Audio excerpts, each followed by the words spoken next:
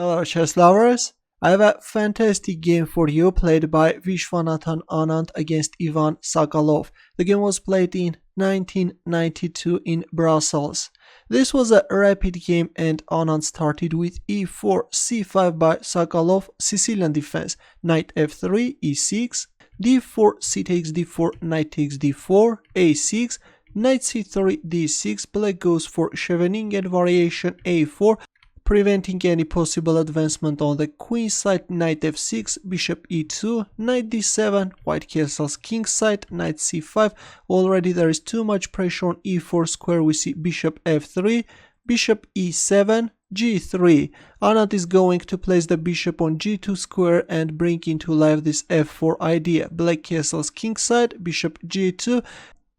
Of course, white is losing some precious time, but the pawn on e4 square is successfully defended, and on the other hand, the knight on c5 is not doing much. Queen c7, bishop e3, rook b8, and there it goes, f4.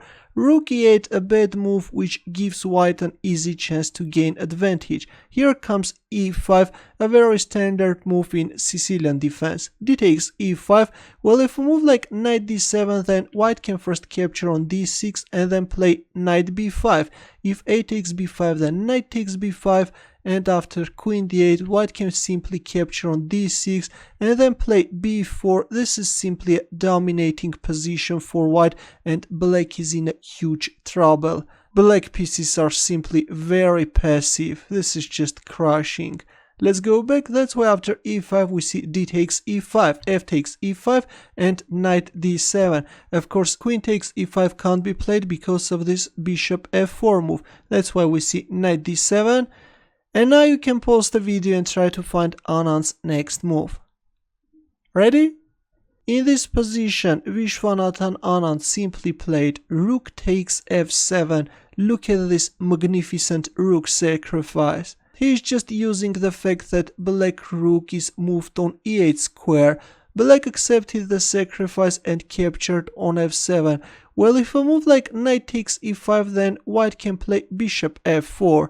Now if king takes f7, then queen h5 can be very unpleasant, followed by bishop takes e5, or if a move like queen d6, then king h1, a prophylactic move, and then queen h5, and again white has a very dangerous attack. It's very difficult to find a good move for black. Let's go back. That's why after rook takes f7, we see king takes f7. Here comes queen h5 check and king f8. Of course, this black king should always stick to the rook. Otherwise, if a move like king g8, then simply queen takes e8, and then the rook can come with a threat of queen f7 check and then queen f8. And if h6, then white can go for this beautiful tactical shot. Actually, this is a very beautiful variation, and after king h8, white can play another devastating move, rook f6. And if bishop takes f6, simply queen takes c7. This is just crushing. There are so many threats. Let's go back. After queen h5 check, we see king f8. Here comes rook f1 check, knight f6, and simply e takes f6.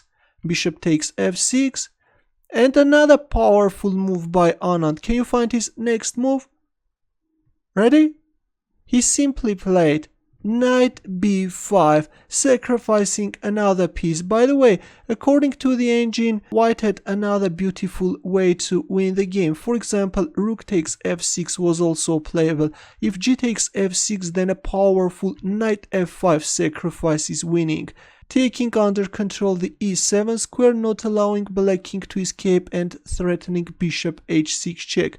If e takes f5, then bishop h6 check, and then knight d5 fork, and it's over. Let's go back, but after bishop takes f6, we see knight b5. Of course, this is also winning in a very beautiful style. A takes b5, knight takes b5, queen d7.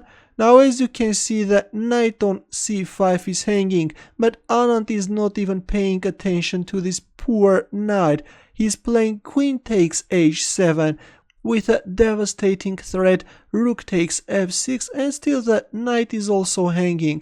For example, right now, if I move like b6, just a random move, then rook takes f6 check, and then bishop h6 check, and black king is getting checkmated. That's why after queen h7 we see queen e7, overprotecting the bishop on f6 square, also the knight, but anyways we see this magnificent rook sacrifice on f6 square. Anand is sacrificing the second rook. Queen takes f6, bishop takes c5 check, rook e7, queen h8 check, king f7, knight d6 check, and finally Sokolov resigned. Well, if king g6, then simply bishop e4 check.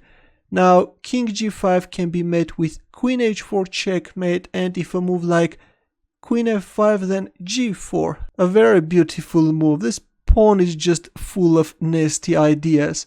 Now if queen takes e4, then instead of recapturing, simply queen h5 check followed by knight takes e4 checkmate. That's why, as I've already mentioned, after knight d6 check, Sokolov resigned.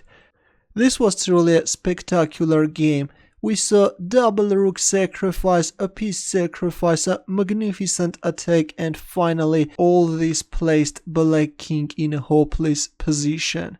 Thanks for watching, and if you have any questions, don't hesitate to leave your comments. Good luck.